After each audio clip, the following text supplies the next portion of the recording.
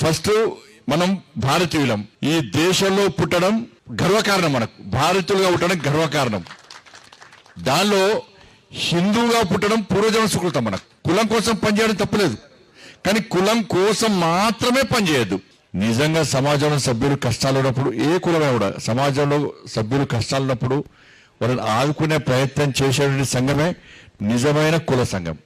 నా లక్ష్యం వల్ల ఒకటే, నాకు మంత్రి పదవులు ముఖ్యం కాదు, ఎంపీలు ముఖ్యం కాదు, రాజకీయాలు ముఖ్యం కాదు. నేను హిందువుగా ఉండమంటే హిందూ ధర్మం కోసం మాత్రమే పనిచేస్తా. అనుకోవచ్చు చాలా మంది, అరే మొన్న జుబ్లీస్లో బండి సంజయ్ మాట్లాడిన ఓట్లు వల్ల జరిగింది 2 రోజులు, నేను జరిగింది 3 మీటింగ్లు, పర్మిషన్లు ఇవ్వలే, అడ్డుకునే ప్రయత్నం చేశారు. నేను వెనుక ఓనాను, నేను జుబ్లీస్లో ఓడిపోయింది అని చెప్పి వెనుక ఓడినాను. నేను ఇంకా కసితో పనిచేస్తా, ఇంకా పట్టుదలతో పనిచేస్తా.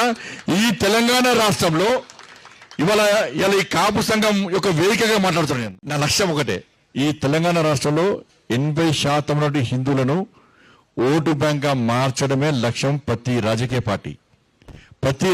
పార్టీ హిందూ ధర్మం గురించి ఆలోచించేటువంటి వాతావరణాన్ని పక్కా తయారు చేస్తాను. మర్చిపోండి, నేను భయపడేటోడు కాదు, వెనుకకు పోయేటోడు కాదు.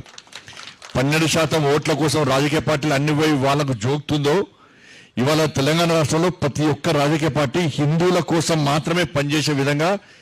అట్లా అని చెప్పి నేను ముస్లిం సమాజాన్ని కించపరచలేను, ముస్లింల మనోబలాన్ని కించపరచలేను, క్రైస్తవుల మనోబలం కించపరచలేను, ఇతర మతాలను కించపరచకన్నా ధర్మం గురించి మాత్రం గొప్ప చెప్పుకుంటాను. దానిలో వెనుకలు పోయలేదు. దాని ధర్మానికి ఆపద వస్తే, కష్టం వస్తే పక్కా హిందువుగా గర్జిస్తా, గాంధిస్తా, రోడ్డు మీద కొట్లాడతా. దానిలో మనవం లేదు. నేను ఏడిపోయినా గిదే ధర్మం గురించి చెప్తాను. నా గురించి వేరే ఆశించదు, నేను ఈ ధర్మం కోసం మాత్రమే పనిచేస్తాను. కాబట్టి మిమ్మల్ని నా దారిలోకి తెచ్చుకునే ప్రయత్నం చేస్తే తప్ప నేను మీ దారిలోకి రాను. ఈ తెలంగాణ రాష్ట్రంలో కానీ ఆంధ్ర రాష్ట్రంలో కానీ ఇలా పవన్ కళ్యాణ్ గారు సనాతన ధర్మం కోసం పనిచేస్తున్నాడు.